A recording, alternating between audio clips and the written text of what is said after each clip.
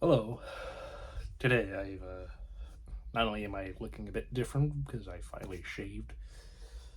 Um, it's not overtly warm out, but the sun is shining a lot more.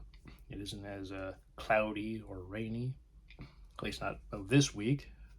Not so much, or this last week, whatever. I'm trying to say, um, whatever.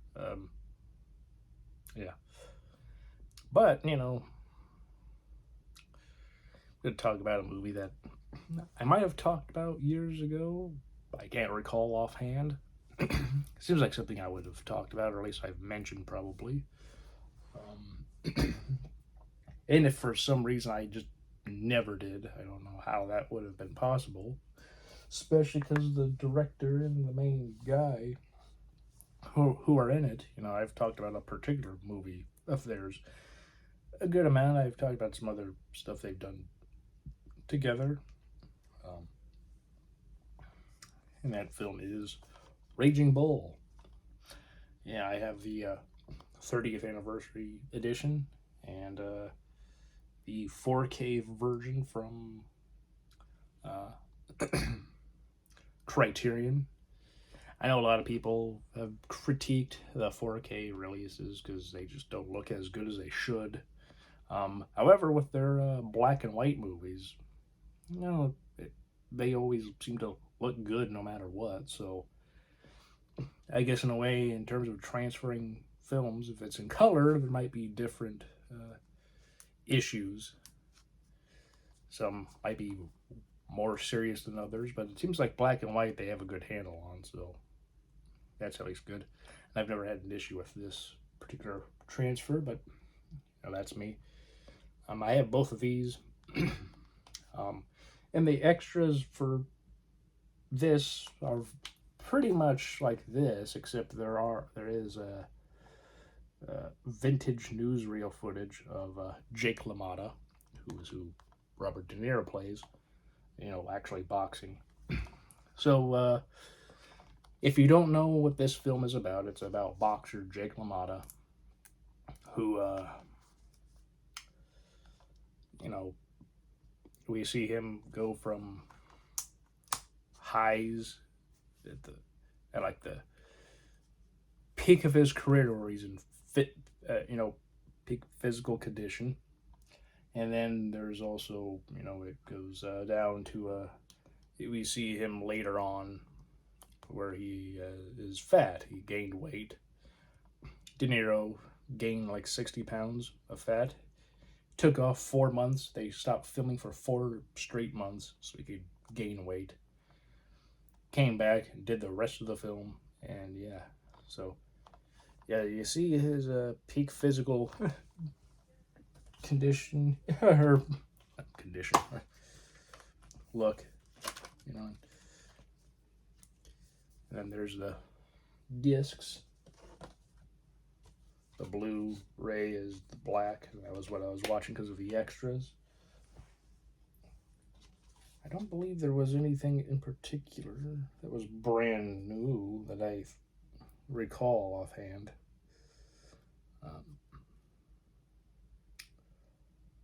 yeah, I believe all the extras, minus the actual real newsreel footage of Jake LaMotta fighting because of no doubt copyright reasons.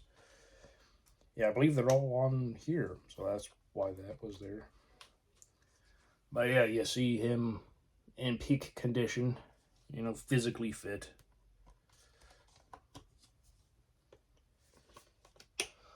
All around. And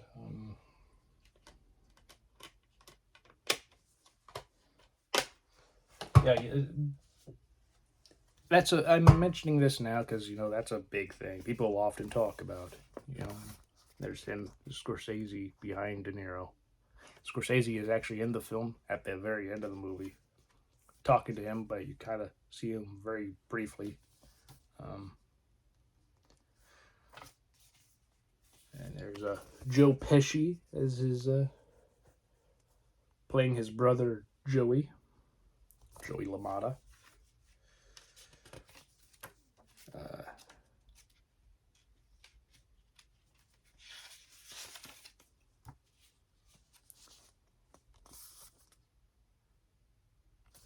And it's about the various tumultuous relationships he's got with his family members as well as other people.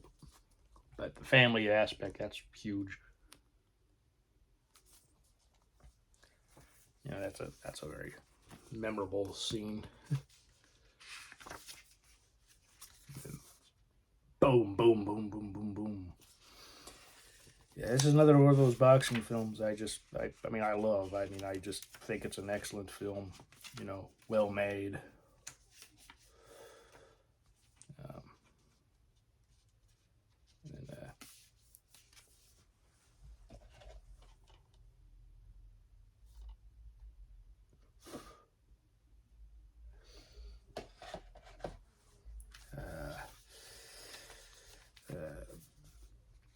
there's the real Jake LaMotta, and there is Cathy Moriarty as his wife Vicky. And they have a very tumultuous relationship, to say the least. He had a very violent temper, and often it just went off for the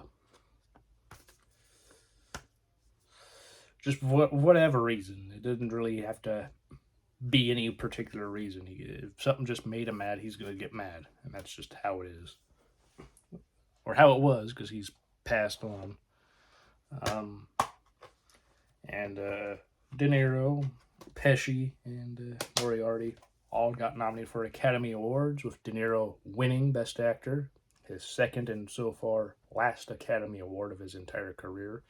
Is only for Best Actor. He obviously won previously for The Godfather Part 2 for Best Supporting Actor, but and this also won for Best Editing. But Best Picture and Director went to Ordinary People, which a lot of people look back and like, that's not the best film of the year. This is, but considering how there was actually a pretty decent amount of controversy because of how, you know, violent and the film was, even though it's, you know, based off of a true story. Obviously, you know, they do have to change some things. Big thing was like when Jake LaMotta saw it, his ex-wife Vicky, because it did get a divorce in real life, so it's not like I'm just spoiling that for the film. I mean, obviously that does happen, but yeah, they get there, and he's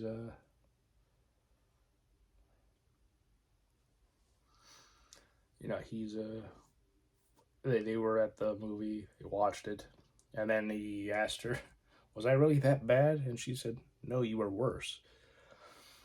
So for however bad he gets with people like Vicky and Joey and others in the film, if you've never watched this movie and you watch it, just remember what you see on the screen, that is completely tame compared to what actually happened.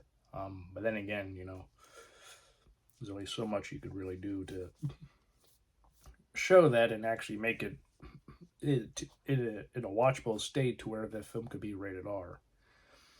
You know, so there are a lot of boxing moments in the film, obviously, because you know he's a boxer, wants to be the champion, and yeah, film was written by Paul Schrader, who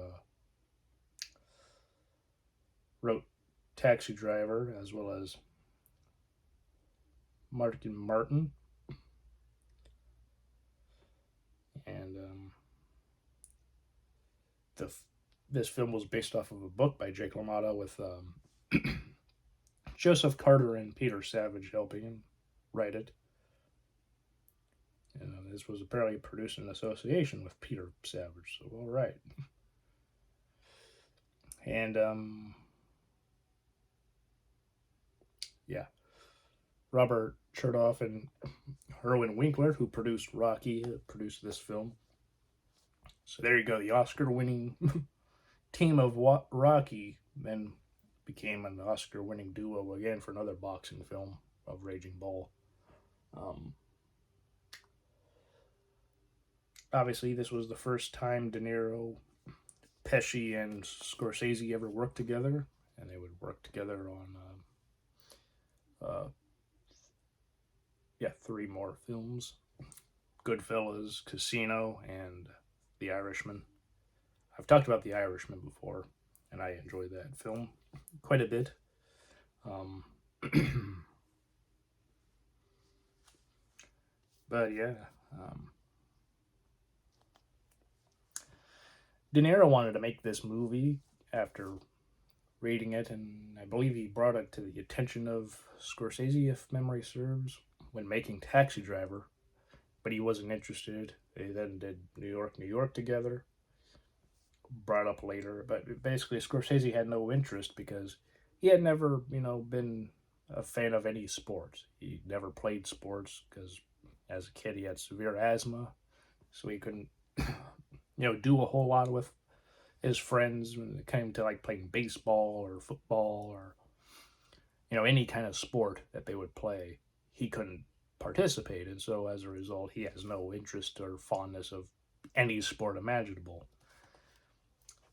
And so he basically dismissed it off of that. But then there was a time where Scorsese was in the hospital, I believe for a drug overdose, and he gave the book to him again and asked like, please read it. He thinks this could be a movie that they should do, and he finally read it, and he liked it. He liked that there was like a actual human story, and it wasn't just about boxing, because that was the thing that turned off Scorsese. But the relationships he had with his brother and his wife and everything, and other people. Frank Vincent's also in this film. Probably know him from Goodfellas, as well as Casino. He was also in The Sopranos, if you ever watched that show. So he should be a very familiar face, especially if you've watched some Scorsese films. But yeah, I think it's a great thing that he did finally do this film, because I can't really see anybody doing this movie but Scorsese. Um, I think De Niro probably would have made it anyway, but he really wanted Scorsese, and I think that was the right choice. Also, it being in black and white, I think is a great choice. He said also it probably helped with the some of the scenes with the boxing where there's a lot of blood here and there, because it's a very violent sport, and and like with Taxi Driver, they had to tint the film and like desaturate it quite a bit to now where the film reel where the original actual full color of the ending of Taxi Driver was, that's apparently long gone, but they had to desaturate the color for that film because the blood was too red, and so that was an issue. So to in a way, to help get around the blood issue, you turn it black and white, and also considering the time frame that this film takes place in, which was where film and everything was basically in black and white for the most part. There you go. You could actually, um, uh, that aspect. You should be able to help get an R rating pretty good. Whereas in other places, like in other films and stuff, if it was in color, might be an issue. But yeah, there was some controversy of some of the violence and depiction, but I mean, it was real life. I mean, obviously it's fictionalized, but these things did happen in real life, and critics were mixed because of it, and so sometimes when things like that happen, it gets controversial. Um, but yeah, well, sometimes real life is not pleasant, and this was one of those instances, and yeah, very good film. If you've never watched it before, give it a watch. It's 129 minutes, so a little over 2 hours, but not too bad. So yeah, if you don't like it, that's fine. A lot of people aren't super fond of films where somebody's abusive, and I understand that.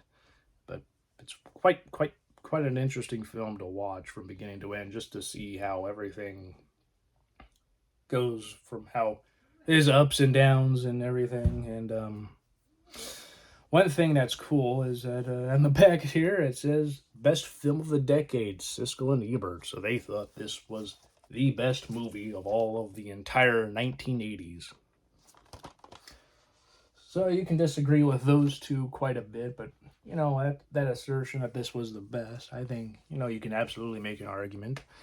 I don't know what the best film of the 1980s would be, but I think yeah, Raging Bull would absolutely be amongst the top for sure. So yeah. That's really all I have to say. What do you think about this movie? If you've watched it, do you like it? Do you dislike it? Somewhere in between, maybe you think that the performances are good, some of the direction's good, but the overall film is too violent in many places, and so you don't like it. Oh, why or why not? That's all I have to say. I hope all of you are doing well.